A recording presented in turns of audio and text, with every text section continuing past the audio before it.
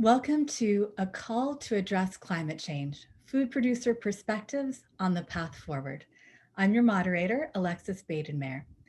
This event is hosted by the National Family Farm Coalition.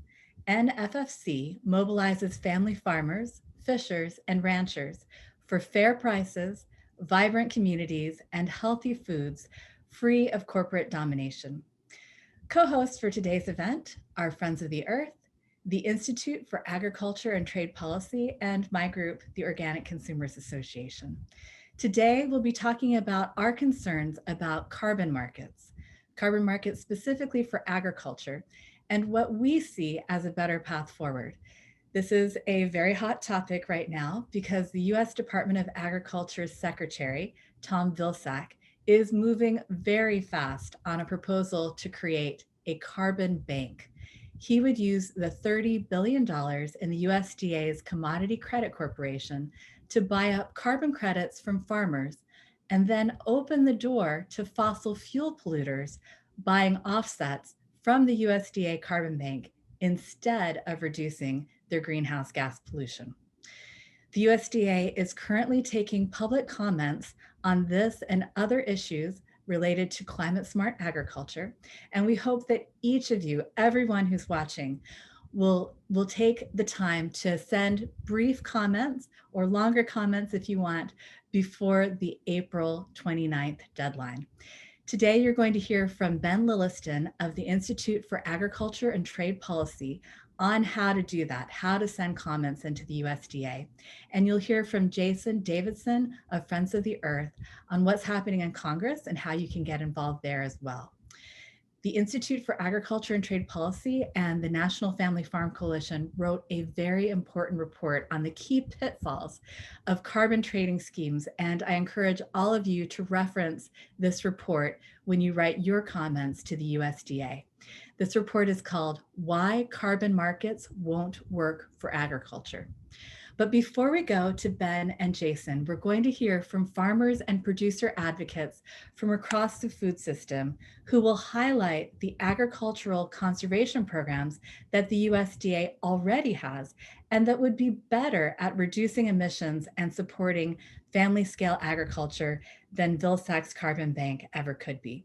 We just need to fully fund these programs so that every farmer can access them. Our first speaker is Elizabeth Henderson of NOFA, the Northeast Organic Farmers Association in New York, which has just released a new report on its Organizing for Soil Health project. The Organizing for Soil Health report is another really good resource for you, along with why carbon markets won't work for agriculture as you write your comments to the USDA. The climate crisis is impacting farmers and their ability to feed us into the future, and the same goes for fishers. After Liz gives us farmers' perspectives, we are going to hear from Rosanna Marie Neal, who represents the Northeast Atlantic Marine Alliance in Washington, D.C. NAMA is a fisher-led organization working at the intersection of marine conservation and social, environmental, economic, and food justice.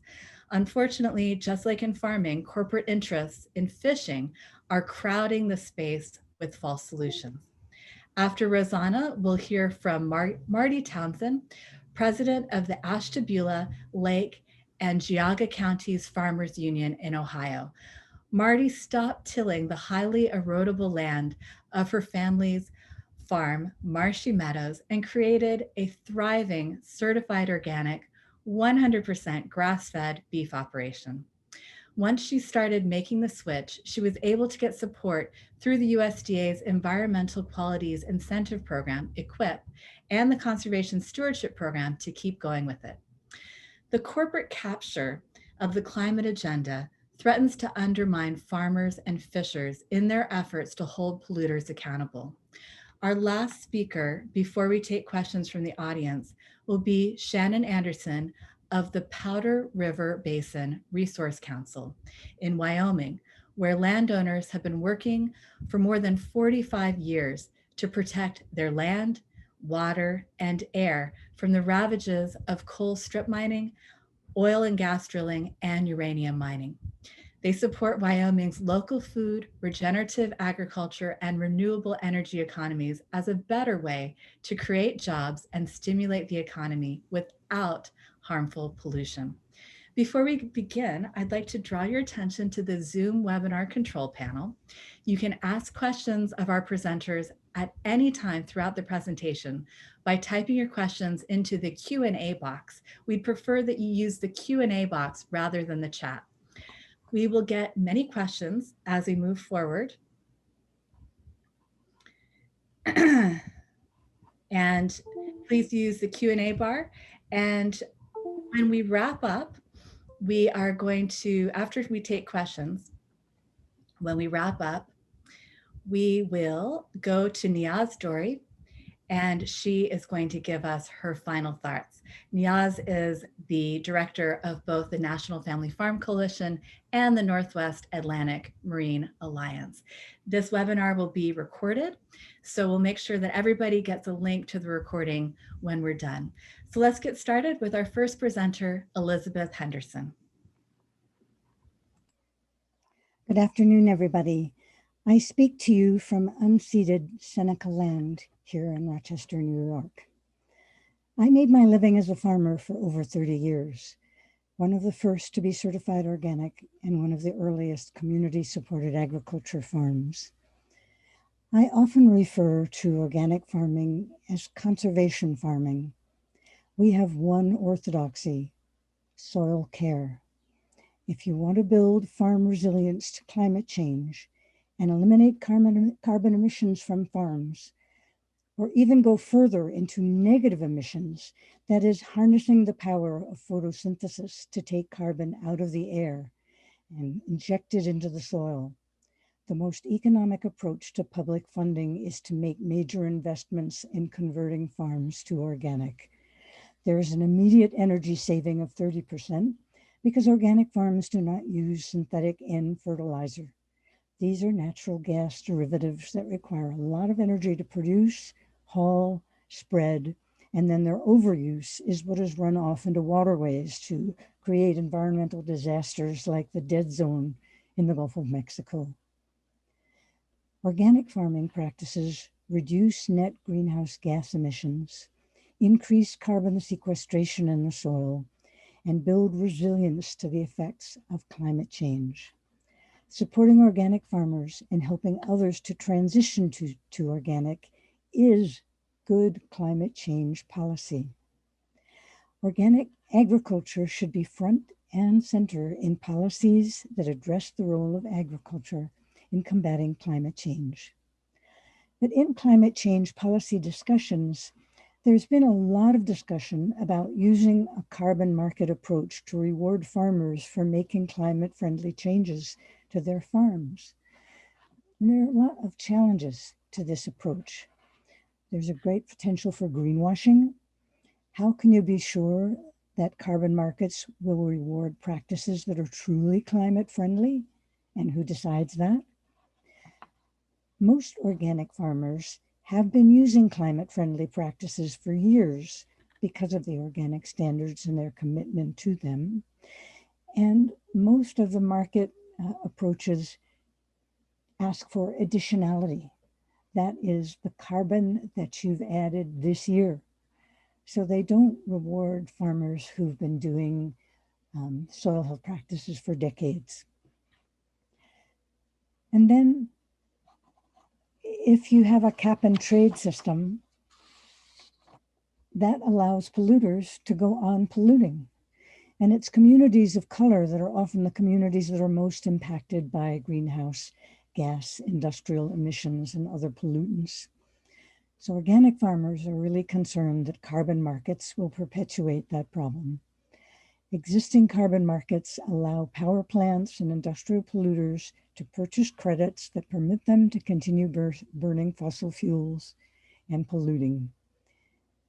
And I personally don't want to have money that allows other people to be put in a worse situation. So the USDA already has tried and true programs. There's the Conservation Stewardship Program, the Environmental Quality Incentives Program, the Conservation Reserve Program, and the Sustainable Agriculture Research and Education Program. The Environmental Quality Incentive Program supports farmers in converting to new practices. The Conservation Stewardship Program supports farms in continuing and improving practices like crop rotations, intensive rotational grazing, compost production, recycling nutrients, reducing tillage, all practices that increase carbon through increasing organic matter in the soils. So far, carbon markets have not benefited farmers. And for me, a key question is who will benefit and who ends up controlling the profits from a program like this? And I can tell you, our past experiences, it isn't the farmers. Now, NOVA has just, the Northeast Organic Farming Association, which is an interstate federation of 7 chapters, has just completed a study based on interviews and roundtables of farmers and field days at farms and workshops and surveys of farmers who have good soil health practices.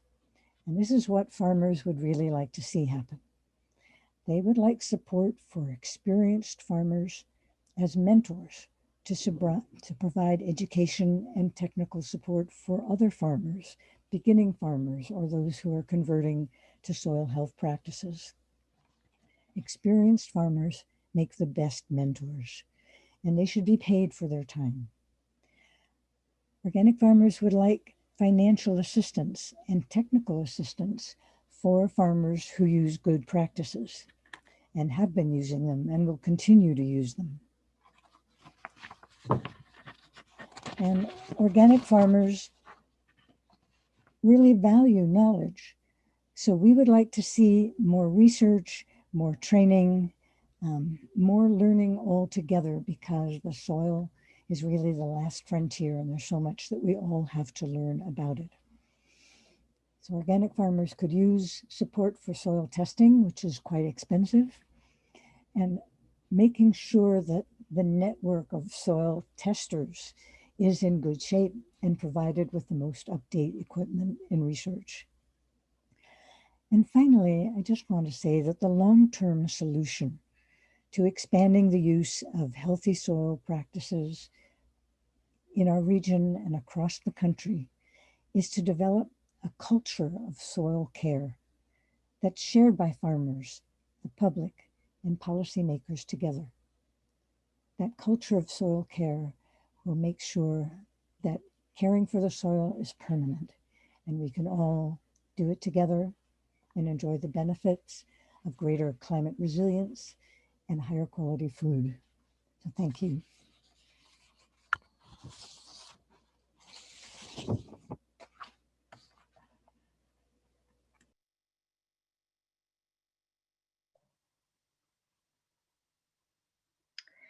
Good afternoon, everyone. I'm Rosanna Marie Neal, and I work as Policy Counsel at the Northwest Atlantic Marine Alliance, NAMA. I'm going to discuss seaweed farming as a proposed climate solution. So, what is seaweed farming? Seaweed farming in the ocean is the cultivation of marine plants and algae, like kelp, near shore or offshore. Seaweeds obtain the nutrients that they need from the water and get their energy from sunlight, so they don't require any inputs.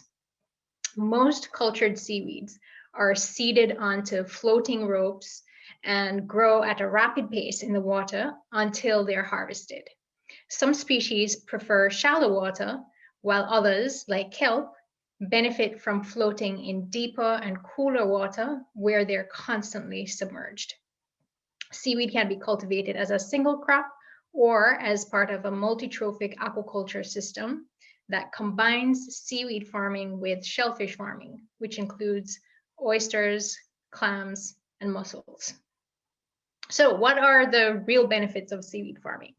One of the primary benefits of farming seaweed is that it absorbs carbon dioxide from the water, which makes the marine environment less acidic and allows the ocean to absorb more carbon dioxide from the atmosphere. Seaweed farming is therefore becoming a popular climate solution because of its potential to mitigate both climate change and ocean acidification. NAMA fully supports community-based seaweed farming that is well managed and scaled appropriately for the ecosystem.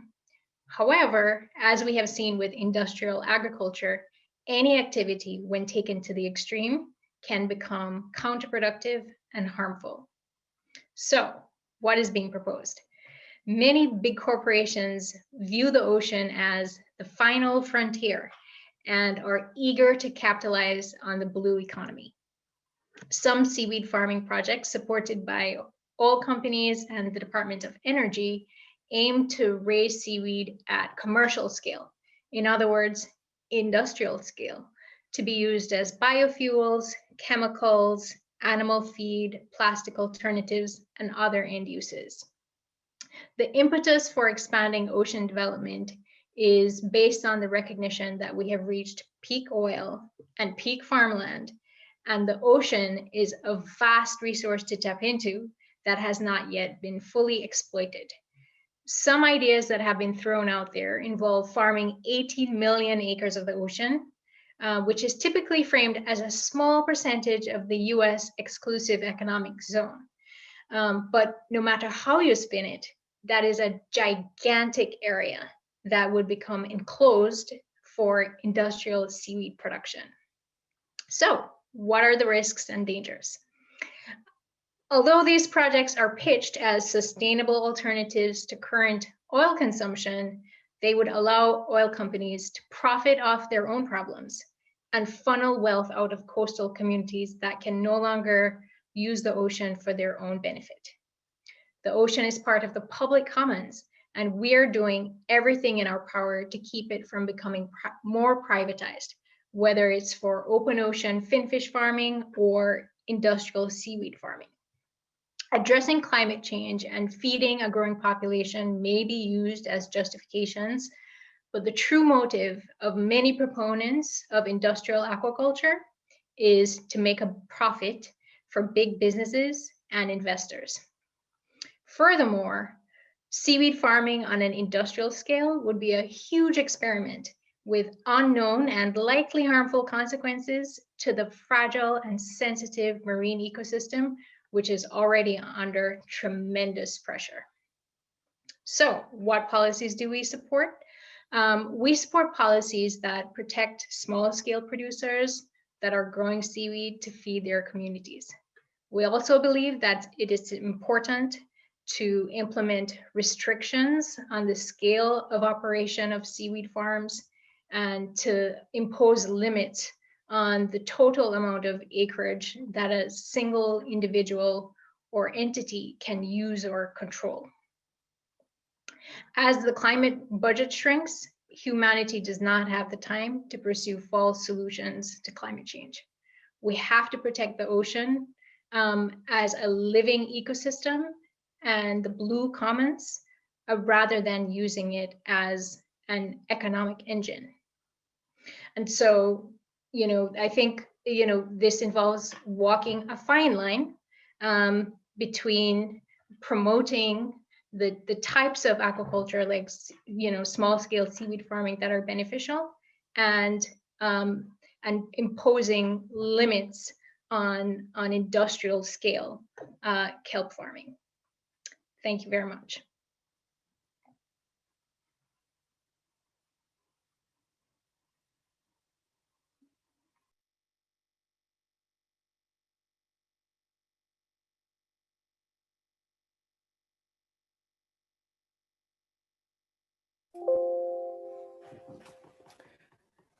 Hello, my name is Mardy Townsend. I raise grass-fed beef in Northeast Ohio in the Lake Erie watershed.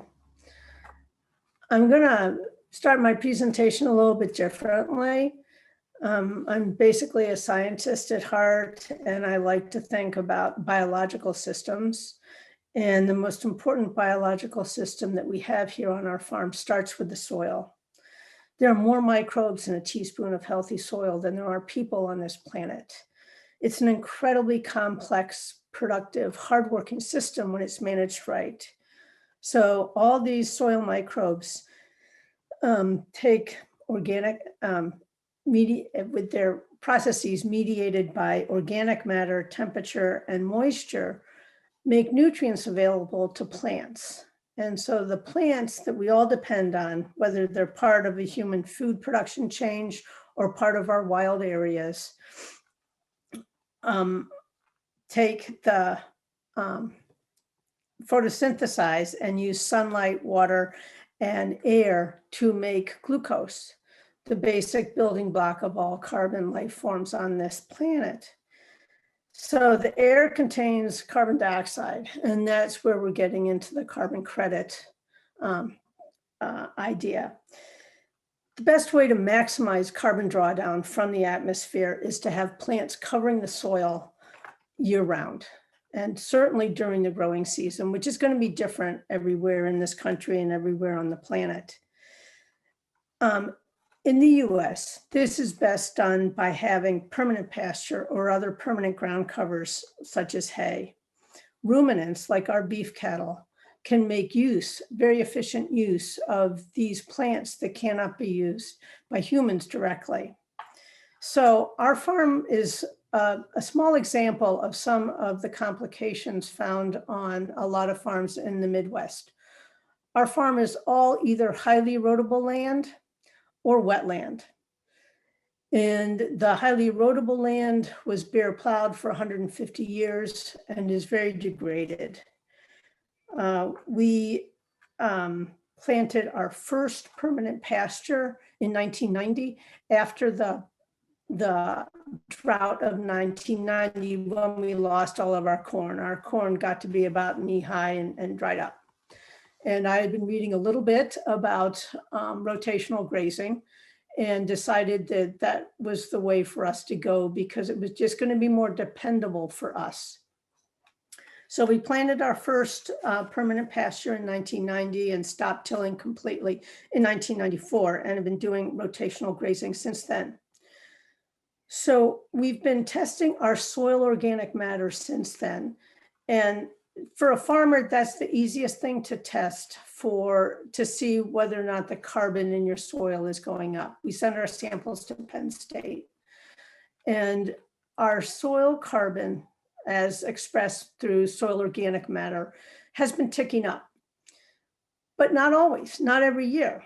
And particularly I've noticed in a hot, dry year, it doesn't move much. In our wettest fields, the soil organic matter is definitely chugging upwards. But on our hills, which have really the most degraded land, it's hard to get the soil carbon to move up. It is, but it's hard to do that. So this is really the crux of the problem that I see for carbon credits. Every farm is different. Every field in every farm is different. It is really not possible to say that you can use a specific cultural practice and get a specific amount of carbon sequestered through that practice. And then you cannot say that the carbon is going to stay there. Carbon is not a bushel of corn. You cannot just say, here it is, it's going to stay there as long as you take care of it. Farms change hands. People decide for a lot of different reasons that they need to change their cultural practices. And you just cannot say that carbon is going to stay there. So I think that the best thing that we can do in the short term is to encourage the conservation plans that the USDA already administers. One is called the Conservation Reserve Program. In exchange for a yearly rental payment, the farmers enrolled in the program agree to remove environmentally sensitive land, and that would be like our farm, highly erodible or wetland, from agricultural production, and plant species that will improve the environmental health and quality. The contracts for this are 10 to 15 years. This was signed into law by President Reagan in 1985. At its peak in 1996, there were more than 36 million acres in this country enrolled in the Conservation Reserve Program. because of politicking, by 2018, it was down to less than 24 million acres. The other program that we have used here is the Conservation Security Program. And the thing that is really great about the Conservation Security Program, which now has like 70 million acres enrolled, is that it will pay farmers for the good practices that they're already using. And that was a benefit to us because we had already done a lot of good things on our farm to prevent erosion, to protect water quality. But we got into the enhancements, which are the improvements that you can make over your basic baseline good practices. And we got paid for delayed haying because it would protect the nesting habitat of the eastern meadowlark. We have a really healthy eastern meadowlark population here. They came back last week. I can hear them singing now. And they are losing, their population is declining because of loss of habitat. So the CSP program will not only reward farmers for doing proper cultural practices to protect the environment, but also provide more biological diversity and help with some of our friends, some of our feathered friends that are losing a population because of habitat destruction. Both these programs can be made better. Definitely, they need to be a little bit more targeted at the lands that are really in danger of being exploited more than they should be in terms of soil loss and water problems. And I do think that the USDA could do quite a bit more to encourage livestock going back onto farms, because one of the problems that we see is that livestock have been taken off of farms and put into CAFOs, and the concentrated animal feeding operations, also known as feedlots. And when the animals are taken off the land, then they don't have the chance to help with the nutrient recycling that is so important to keep soils healthy. So, thank you.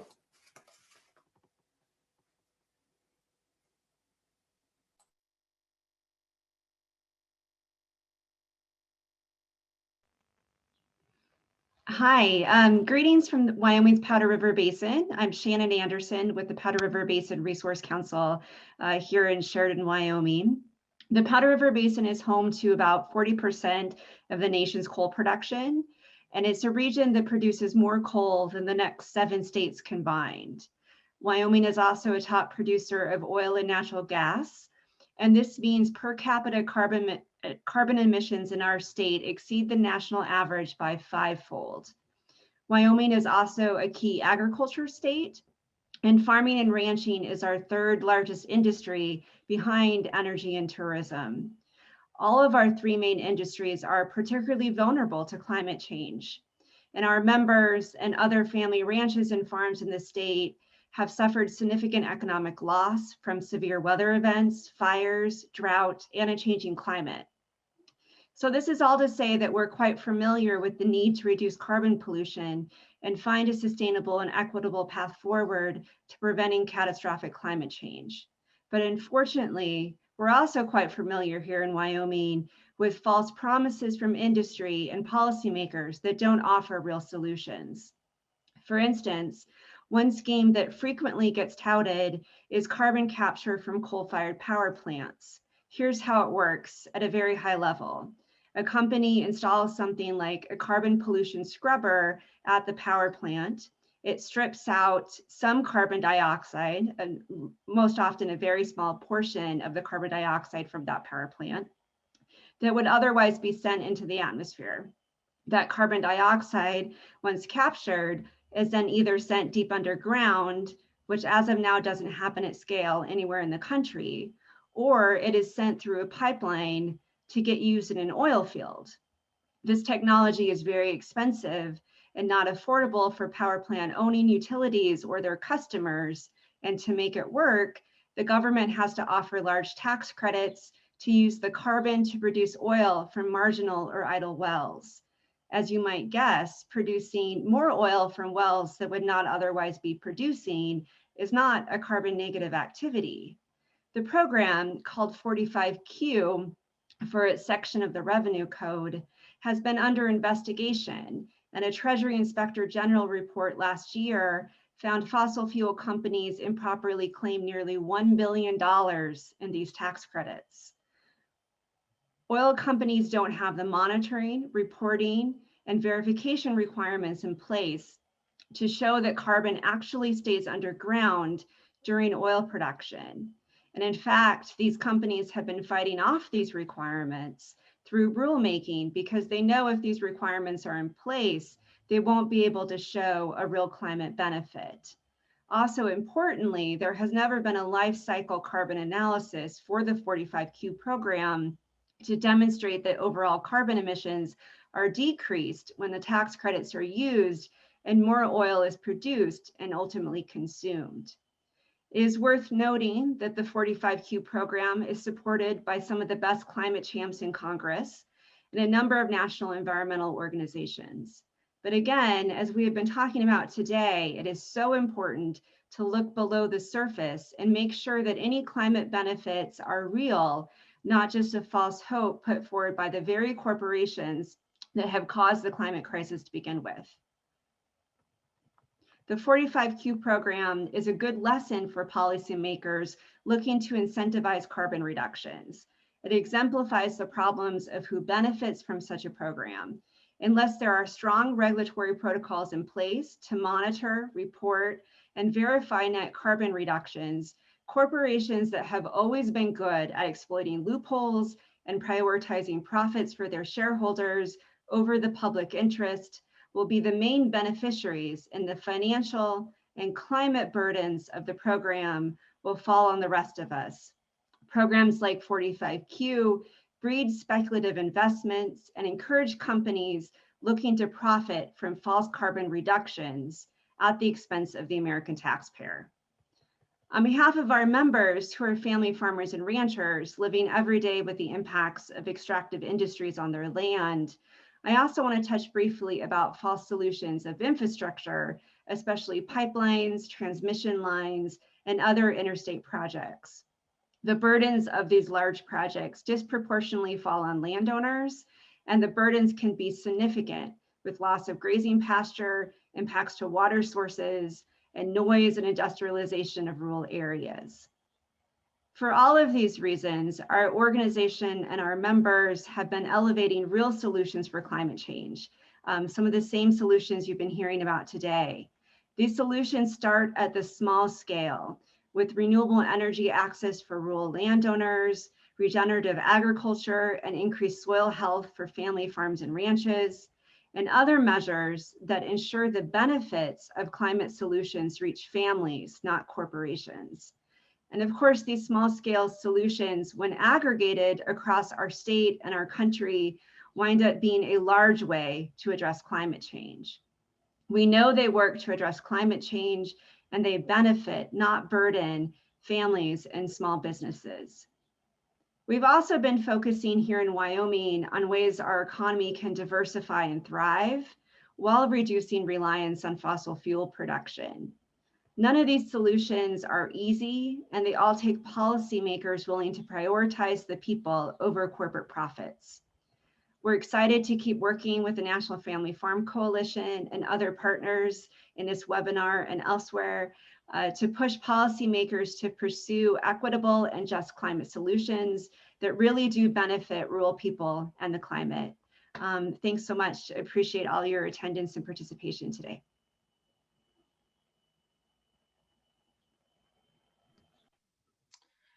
Hello, my name is Ben Lilliston. I work at the Institute for Agriculture and Trade Policy. We're based in Minnesota and have been looking at how policy impacts family farmers and rural communities, the environment, public health for more than 30 years. And I would say that right now is a really interesting time because we don't have an established climate and agriculture policy. So there's a big debate going on about which direction we should go. And it's a real opportunity for farmers, but everyone to kind of get involved in this debate. And that's what's happening right now. The US Department of Agriculture has launched a comment period. We put that link in the chat. But they are asking some questions. They're asking for public input, and I'll get into that in just a second. But let's put it a little bit in context here. We had obviously had a big change with the Biden administration. Biden administration is very much in on acting on climate. Biden signed a January 27th executive order stating he wants all departments to kind of integrate climate considerations within their department. They rejoined the Paris Climate Agreement. They're integrating climate in this big infrastructure package. So, you know, there's some serious thinking going on about how we can build complementary policies to take action on climate change. At the USDA, I think one of the concerns that Alexis laid out at the beginning is that farming and farmers are really seen more as a carbon sink. Like, how do we offset pollution from other industries, rather than looking at how do farmers adapt to some of the climate related events happening, weather changes, pests, all that sort of thing, and how can we build more resilience in our farming system, and how can we build something that works for farmers and keeps them on the land. So one of the proposals that Tom Vilsack is putting forward is establishing a carbon bank.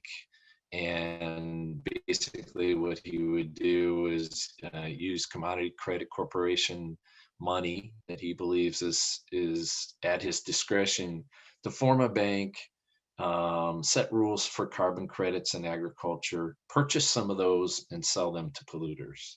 And many in Congress question whether he actually has the authority to do that. But that is one of the questions that he's asking about, is how can USDA support carbon markets and support a carbon bank? I think it's important to understand that there are some powerful forces behind this idea.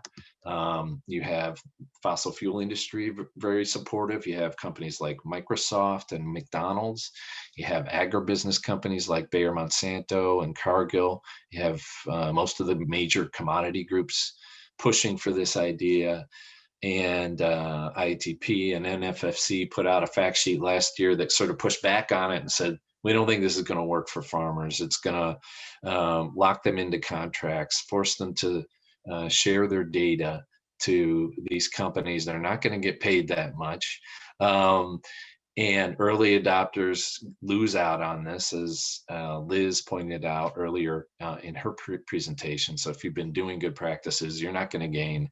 If you're a smaller sized operation or more diverse operation, you're probably not going to be able to access these markets. So it closes out a lot of farmers and is really set up for the large scale commodity farmers. And then, not least of all, it allows polluters to buy their way out of really reducing their own emissions. And that has environmental justice implications, because a lot of that pollution is in environmental justice communities. So that's why we agree with almost all the speakers here about really investing in our existing conservation programs. It's just a lot smarter and a better way to go. So that is one of the points that we'll be emphasizing in the USDA comment. Just real specifically, what they're asking for is, how should we use existing USDA programs? How can we improve them? What new strategies should USDA be looking at? How can they ensure that all these, any kind of climate related program is accessible for all farmers? And then they also are asking, how can we use carbon markets? How can USDA support carbon markets? So I'll just conclude by saying this is a really exciting time for climate and ag policy, and that it's being developed as we speak. It's not something locked in that we're trying to change. And it'll probably over the next year or two have a big implications for the policy direction that we go going forward. Thank you for joining this webinar, and I look forward to questions.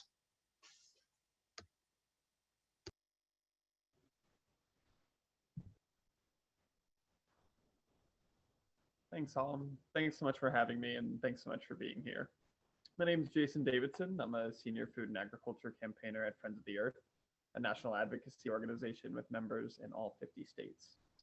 And as you've heard today, there are a wide range of problems associated with soil carbon markets and the various ways that USDA and others can facilitate producer participation. And I'm here to talk about the challenges and opportunities that currently exist in Congress. So the primary bill promoting soil carbon markets in Congress is the Growing Climate Solutions Act, set to be reintroduced soon by Senator Debbie Stabenow. And this bill would essentially order USDA to endorse certain companies such as Bayer, Syngenta, or Indigo as third parties who can help producers and farmers participate in these carbon markets. And the practical impact of this would be USDA endorsing all of the problems that you've already heard about. And the last thing that we need is USDA connecting producers to large agrochemical companies and other major corporations who already have such a tight stranglehold on our food system. But there are also substantial legislative opportunities between now and the reauthorization of the Farm Bill in 2023 to help producers gain access to existing programs that can help them mitigate and adapt to climate change. First and foremost, as you've heard, Congress should massively expand the USDA conservation programs that have been previously mentioned. These programs provide payments and cost shares for a wide variety of activities that provide environmental benefits. And they're also perennially over-enrolled and underfunded. But they need to be tweaked too. Practices that sequester carbon and help mitigate climate change need to be added to these programs, such as those found in Senator Booker's Climate Stewardship Act or Representative Pingree's Agriculture Resilience Act. We also need to drastically increase funding for technical assistance to help producers implement these practices. And additionally, certain programs like the Environmental Quality Incentives programs must be prevented from going towards industrial concentrated animal feeding operations. Due to decades of discrimination, all of these programs need priority set-asides for producers of color and other historically underserved producers to make sure that they have access to these programs as well. And to be clear, this is hardly an exhaustive list. Aside from individual pieces of legislation, the upcoming climate and infrastructure package will be another opportunity to advance these priorities. Both the Senate and House Agriculture Committees will draft proposals for the budget reconciliation process and will be a perfect opportunity to increase funding and implement these important tweaks. At the grassroots level, I urge all of you to contact your representatives and senators to urge them to support legislation to increase funding for USDA conservation programs and to revamp them to help mitigate climate change. They should also be urged to support these tweaks and increases in the upcoming infrastructure package.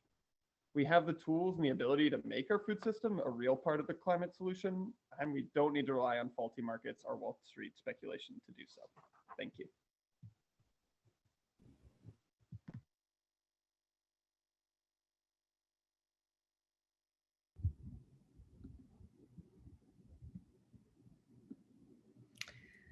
All right, so thank you so much to each of the panelists. I'm excited to move now to the Q&A. And if you have not yet posted a question, or you posted your question in the chat and I might have missed it there, please put your question into the Q&A box. There's a little Q&A with a message symbol down at the bottom of your Zoom screen. So please use that. And we're going to try to go through all of the questions. It seems that we have plenty of time. So please put your questions in the Q&A box. We're going to start with the question for our two organic farmers, for Elizabeth Henderson and for Mardy Townsend. So let's get your videos on and yourselves unmuted. And the question is, first, how well are we doing? What percentage of our land managers are using organic practices, organic versus conventional? And then the second part of the question is, well, how about this proposal of rewarding farmers who are using organic management? And wouldn't this be a great way to convert degraded land to more holistic and regenerative types of farming and ranching practices? So how are we doing on organic? Why don't we just support and promote organic as a climate change policy? And then there's a third part of the question, which is also interesting, and maybe we should open up that to other panelists. But the question is, should we depend on the government to make these decisions for the long term? And can we count on the government to choose solutions that expand soil health? So let's take the first part of those questions about organic. And how about we start with Liz? Can you give us your perspective on promoting organic as a climate change solution? Well, the percent of land that is certified organic in the United States is less than 2%, although it's been increasing at a fairly steady pace. And in some parts of the market, like for vegetables, it's up to 5% of the vegetables that are sold in the United States are certified organic. There was a related question about what about the farmers who are growing organic but can't afford to be certified? There is a cost share program that covers most of the cost of organic certification. So really, there's no reason not to be certified. For a small farm, you get up to 75% of the cost of certification, up to $750, and it may be increased to $1,000 per scope. So if you're growing both vegetables and animals, that's 2 scopes. So you could get $2,000 towards your certification, which won't even cost that much for a small farm. The other question about will payments help?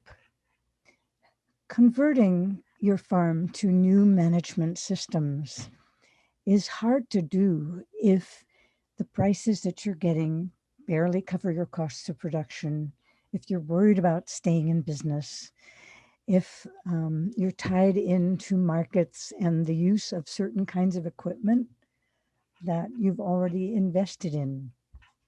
So in order to change, farmers need mentors, they need supportive networks, and they need some funding through that transition period when they're buying different equipment, when they're getting to know new markets, when they're learning how to use different practices than they've used before.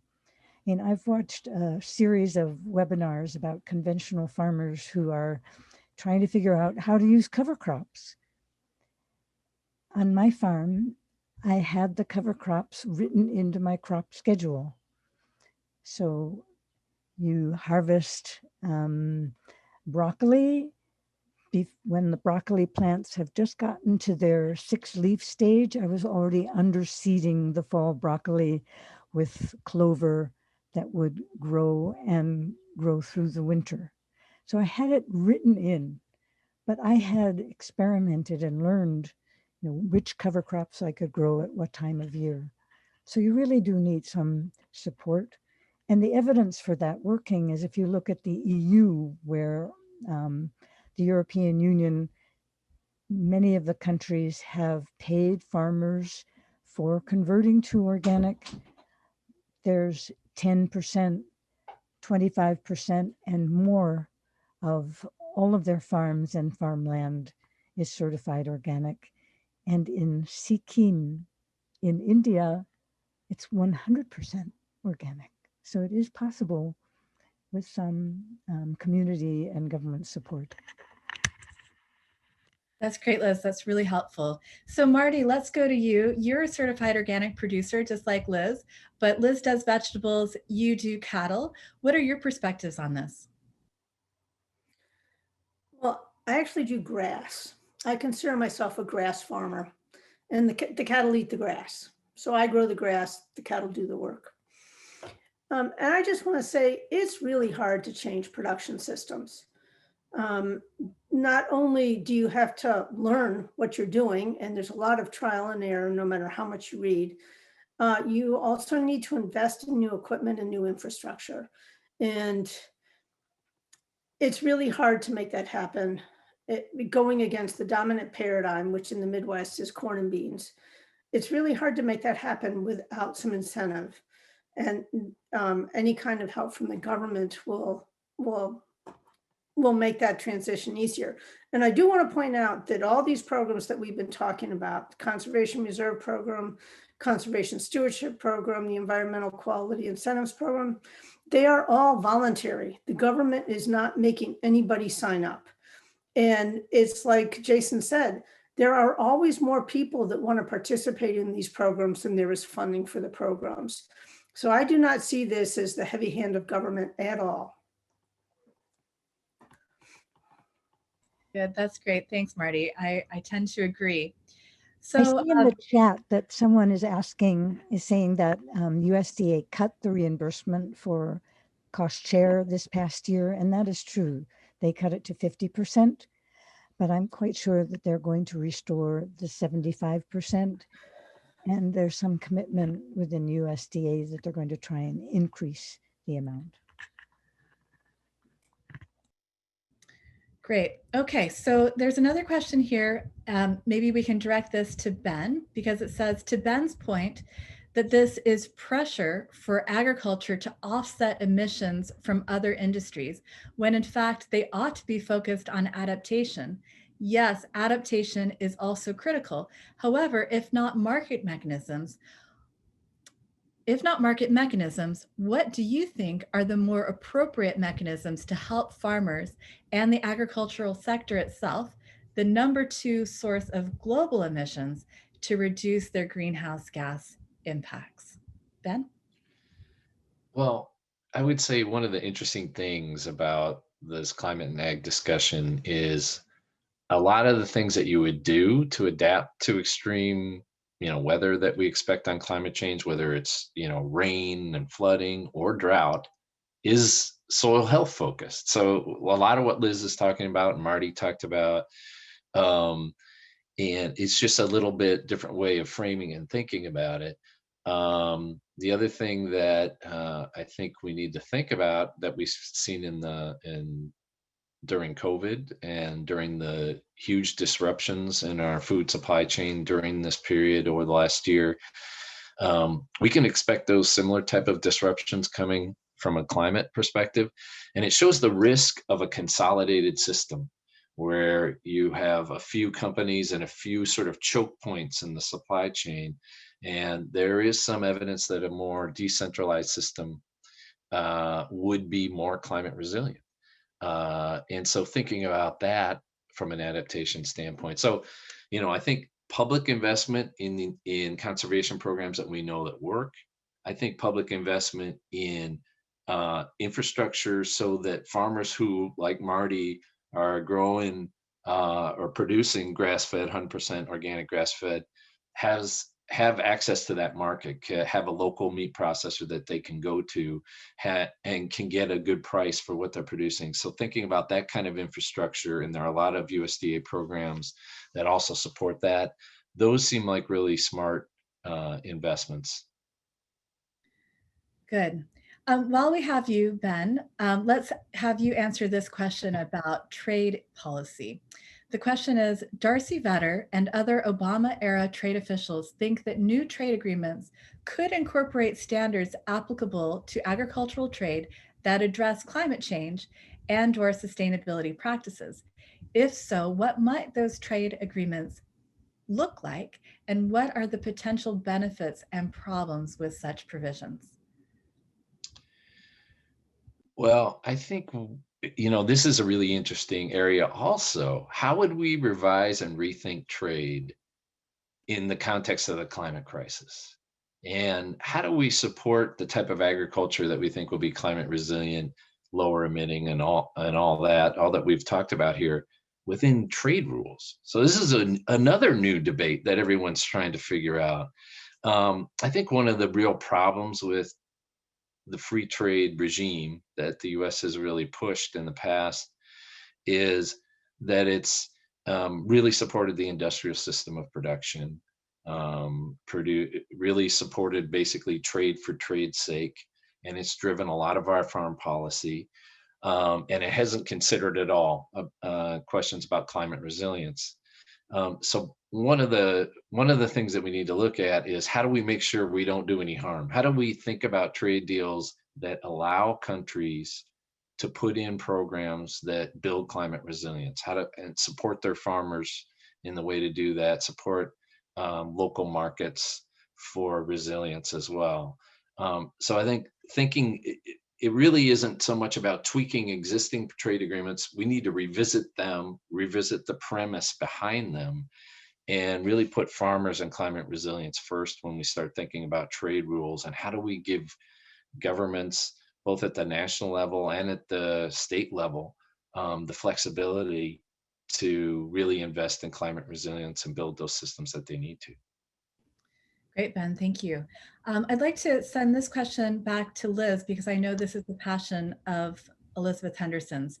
The question, I'm drawing it from the chat, but I do encourage you guys to put questions into the Q&A box because this question might disappear as I'm reading it, and it's easier to manage the questions if they're in the Q&A. But the question is, Tufts University issued a report calculating that the indirect cheap feed subsidy provided to beef, pork, poultry, and dairy processors to be $35 billion over the life of the 1996-2002 Farm Bill. This was caused by the 1996 Farm Bill deregulations of grain markets and unleashing overproduction that drove grain prices far below the cost of production. Shouldn't we support efforts to reestablish supply management that would reinstate a minimum price floor for grains at the real cost of production? I would argue that if we don't remove that cheap feed grain subsidy, it's going to be difficult, if not impossible, to transition away from CAFOs. Liz? I totally agree with that statement. And I think if we want to have food production in this country on family scale farms, which are always spoken of, it's the wonderful myth of the family farm, and people on all sides of different questions cite, the true farmer as the real backbone of American society and a lot of baloney like that, while not supporting prices that covers farmers' costs of production. So over my lifetime, there's been a steady loss of farms. Something like 3 million farms have been lost. And it's not because people don't like to farm. It's because the prices that they get do not cover their costs. And for even organic farmers, most of the organic farmers that I know have someone in the family who works off the farm. And that's what keeps the farmers' farming passion alive and allows the farming habit to continue. But it isn't because the farmer is actually making money. Farming, something like 89%, I think is the latest figure, of farmers have off-farm jobs. So we do need parity payments with supply management and compulsory conservation practices to go with that. If you want to get the higher price, that's how we got farmers out of the Dust Bowl. They had to practice conservation in order to get a higher price. And I think we can design a system of parity that applies to fruit and vegetables as well.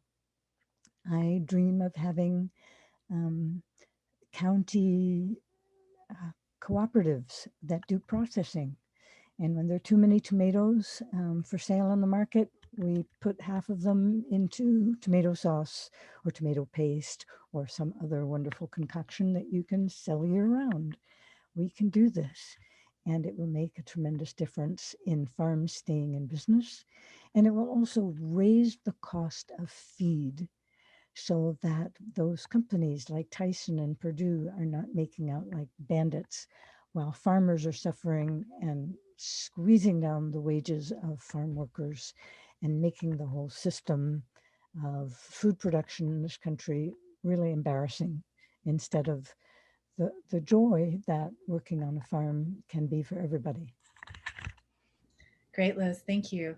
All right, so I have a question now for Jason Davidson at Friends of the Earth. So the question is, the farmers I've spoken with want to be part of the solution to climate change. Building soil carbon is part of that. We should be rewarding them for providing carbon sequestration. Why not take the compensation for that from the fossil fuel companies? Jason? Yeah, thanks for the question. It's honestly a perfectly fair one. And I think just to start that, I think we all agree that there should be compensation for practices where one of the byproducts is soil sequestration, while also incentivizing practices that have broader ecosystem benefits. And I think the problem that we're talking about with taking funding from, say, fossil fuel companies, I'll sort of address two aspects of it. One being the offsets aspect of it, and the other that of access.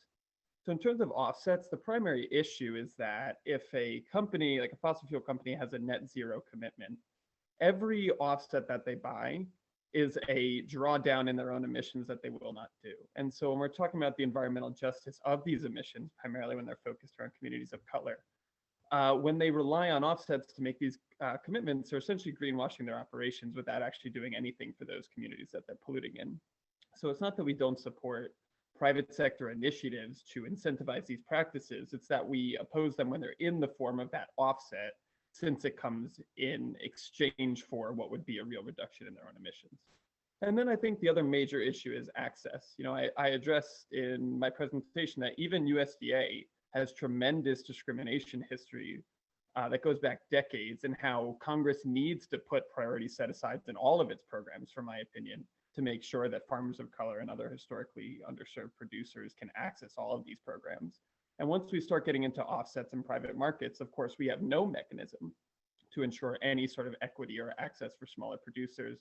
You know, certainly all of the major corporations that are interested in this have a long history of working primarily with the largest, most industrial monocultures that they can, simply because that's where they get the cheapest prices. And so certainly we are not blanketly opposed to the private sector helping to incentivize these practices, but through offsets with both the issue of access and equity, certainly we think that the USDA is better positioned to do so. Great. All right, so there was a good question here about whether there's any fraud in the current USDA conservation programs. The question says, you know, refers to the Conservation Stewardship Program or the Conservation Reserve Program. What about the farmers who have enrolled in this program and are double dipping? They still plant their crops in those acres that are supposed to lie fallow. Is it not a well-written policy? Is it not well funded enough? Is it not enforced adequately? I want to first start with the assumption underlying this question that there is or may be fraud. Personally, I'm not aware of that. I'm wondering if any of the other panelists can speak to whether there's well-known fraud in any of the conservation programs. Let's see, I better assign this question. Maybe Ben could answer this question, or David, or sorry, Jason, Jason Davidson, or Ben, who wants to come on to answer this? I'll just say real quickly, I'm not aware that that's a big problem in these conservation programs. I will say that some farmers will choose to end their CRP contracts if, you know, we have had a problem with that if prices rise really quickly and suddenly they want to, you know, or not continue those programs. So, but I have not heard about the issue of fraud. On the other hand, on carbon markets and carbon offsets, this is a big issue. There's a lot of track record around fraud around carbon offsets. Mm-hmm. And how about you, Marty? I saw you turned on your camera. Can you talk about, as somebody who has participated in these programs, do you think the programs are well run and are preventing fraud, or if there's any potential for fraud in them at all? Well, there's always potential for fraud. But I will say that when you go into the FSA office every spring, sometimes twice a year, they will pull out the aerial maps of your farm and they will know, you know, if you're growing something on CRP land, they will know. Now, one of the problems with CRP when it was first started, and so this is, you know, in the mid 80s, was that it was supposed to be for environmentally sensitive land. And there was kind of a lot of good old boy stuff going on, and some land was enrolled that maybe shouldn't have been, that maybe there was some land that was more environmentally sensitive that should have been enrolled before some other land. And so that is something in its history. And that is something that can be definitely improved on. I mean, if we want to make CRP really work for us with the other environmental benefits that it gives, mostly improving water quality, then we need to be very specific about targeting which land. But again, the FSA office, they know exactly which of my fields are highly erodible and exactly which of my fields are wetland. And if they were to choose, you know, they would be able to say with great certainty which fields should be enrolled and which fields, you know, maybe not. That's really helpful. Very good. All right, I'd like to bring Elizabeth Henderson back to answer some questions about organic in specific, organic crop farming or organic vegetable farming specifically, annual organic farming as opposed to perennial. The first question is, organic farming due to heavier mechanical tillage does not necessarily correlate with improved soil health. Can it result in actually having higher rates of soil erosion and carbon metabolism? I'll have you answer that one, but stay for part 2. Well, there's a whole range of farmer performance in organic, like in anything. But among the farmers in the Northeast, in the networks that I'm familiar with the Northeast Organic Farming Association, farmers are really paying attention to soil health and reducing tillage as much as they can.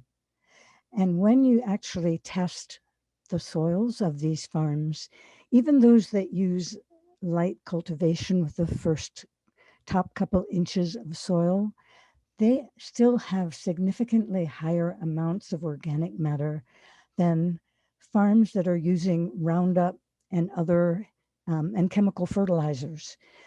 Cornell University recently released a characterization of New York soil study based on the soil tests that Cornell does. They've tested thousands of soils all over New York State.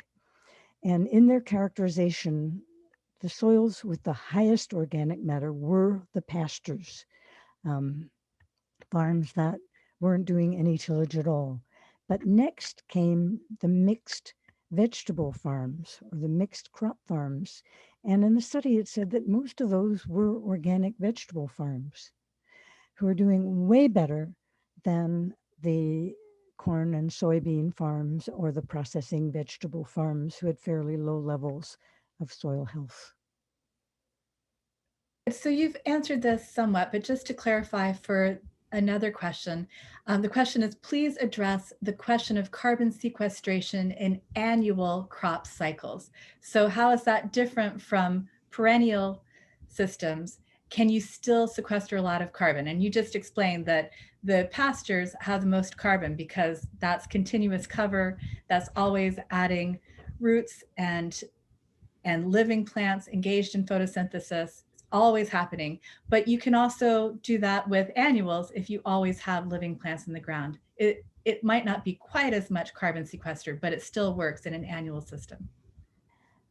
Well, as Mardy said, carbon, measuring the carbon and just focusing on that is really difficult because carbon is constantly cycling and it depends a lot on the kind of soil you have and the weather that you have. If it's very, very dry, there's going to be less carbon sequestered in the soil.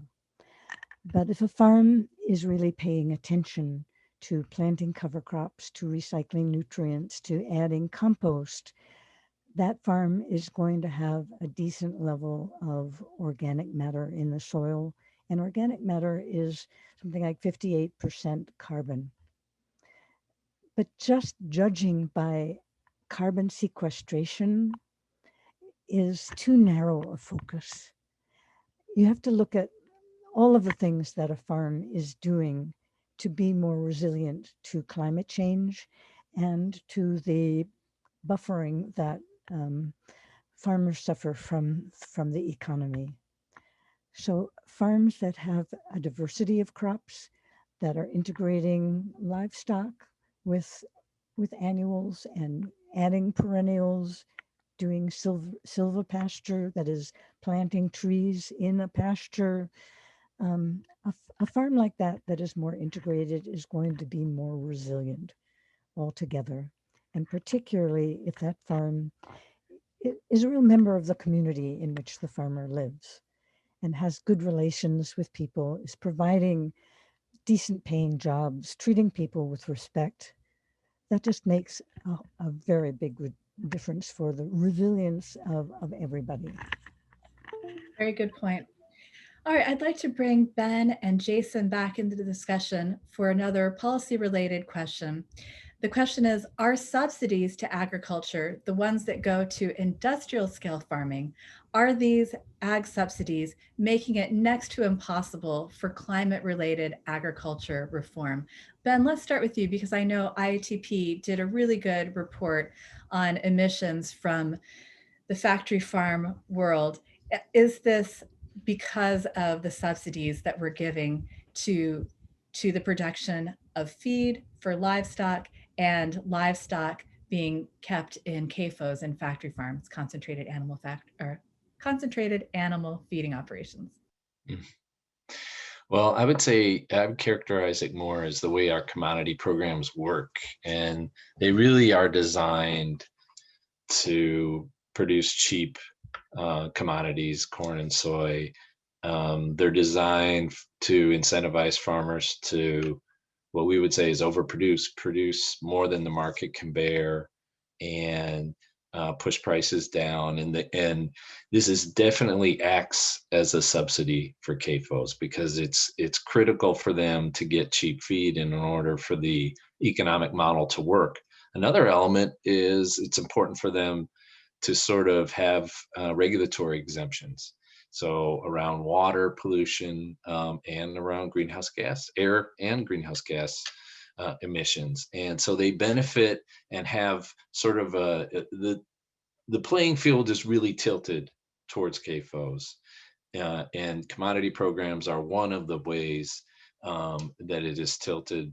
You could look at our competition policies as well, where we have these markets really controlled by a small number of corporations, a handful of them, and they control the system all the way down to the farm, owning the animals, sometimes, dictating the feed and the medication and so forth. So in a sense, they are passing the risk on to the farmer, but they own everything and are getting all the benefits. So there's a lot of work that could be done and should be done to restore fair markets and to make sure those CAFOs are protecting our air and water, and to make sure and sort of deal with the cheap feed problem. So we see it as sort of an integrated challenge. All right, let's go to Jason as well to answer the same question, but I'm also going to give you a part two because there's another question in the chat, in the Q&A about biofuels, and if biofuels have made things any better, or if that's just another way to subsidize this carbon-intensive agriculture system. Great, thanks, Alexis. Yeah, I think the only thing that I would add to what Ben was saying about subsidies is certainly with crop insurance, conservation compliance is sort of the gold standard for how to inject conservation and climate-friendly practices into existing subsidies. The program exists. It is currently very, very weak. And so certainly strengthening conservation compliance is high on the list for ways to, and that basically just means requiring certain conservation practices associated with the subsidies to insurance. Moving on to biofuels, certainly, I think a lot of the issues with biofuels from an economic perspective are actually very similar to the carbon market in that, a lot of times what we're talking about here is economies of scale, right? In which if the price is so low, you need to produce so much of the commodity in order to make a substantial profit from it. And so I think what we saw with biofuels was that from the get-go with the renewable fuel standard, it was sort of geared towards the largest corn and soy monocultures that could produce enough corn through their subsidy programs to make enough of a profit off of biofuels. And so for a long time, this was sort of billed, apologies for the parking, for a long time, this was sort of billed as, again, just sort of a value add to commodity producers, but it quickly became, saying it's a giveaway might be a little strong, but I would certainly say it, a giveaway to the largest monocultures because of those economies of scale, which then going down the supply chain certainly is one of a very large driver of the proliferation of some of the nastiest pesticides that we talk about, like Roundup. Certainly insecticide-coated seeds have been almost entirely relevant because of the production of things like biofuels and cheap feed. So certainly, due to those economies of scale, these massive commodity markets just don't work for so many producers. And when we concentrate them so severely is when we start seeing most of these environmental problems. Yes, thank you. All right, well, I think I've made it through all the questions. So thank you to everybody who asked one of these great questions. This was a good conversation. We're going to pass it now to Niaz Dori, Director of NFFC and NAMA, and she's going to wrap up this great program. Thank you to all the panelists and everyone who participated. Hi, everyone. Thank you for joining us, and thank you to the panelists. I almost feel like there's not much to say on my end because so much ground, literally and figuratively, has been covered in this conversation. I have the honor of serving two organizations, National Family Farm Coalition and the Northwest Atlantic Marine Alliance. This connection between land and sea is something that we take very seriously because we're seeing some of the problems and solutions crossing that imaginary boundary between our land and our seas. And in this case, with carbon markets and the so-called solutions to our climate change crisis, this has not stopped for some of those problems from crossing the boundaries into the ocean. As it is mentioned, this monoculture approach to growing commodities at high scale to feed our energy diet and to feed the animals that are often kept in captivity are not only about soybeans, it's also about seaweed. We're hearing now noises, as we saw also in the chat, about seaweed to feed cows so that we can reduce their methane emissions. And it's no surprise that this connection between feed for animals is making its way to the surface more and more. There is an organization called Stronger America Through Seafood, which until recently had a Cargill representative as its president, as its main officer. That has now changed. My guess is very recently. And when the announcements were coming out about industrial aquaculture, the American Soybean Association and Illinois Soybean Association, and a lot of these folks were on the press releases doing the media work around it.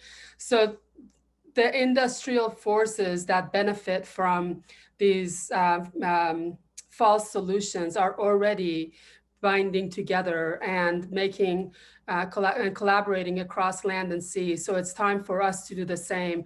And this work that is being done with NFFC, NAMA, and all of our partners represented here brings about this need to work together across borders, whether they're between land and sea or whether they're between states and countries, to address this issue and not create tomorrow's problems, which in my opinion, in our opinion, carbon trading would do. It's no different than when we traded the cap and trade approach. It's no different than when we saw, and my background is in the environmental justice movement, and we saw this approach of saying instead of reducing pollution, we're just going to trade it amongst the polluters. None of these have worked in the past. We're still suffering from the pollution from industrial sources. We're still suffering from climate change, despite the cap and trade approaches. We don't need another market for something that we don't need and we have real solutions for. And some of the issues we heard here are part of those solutions. So I hope you'll follow some of those links and join us in letting the USDA know that carbon markets are not the way to go and that they need to be looking to some of the experts, starting with the farmers and the fishermen and the ranchers, in order to bring about real long-term solutions. Thank you all for joining us today.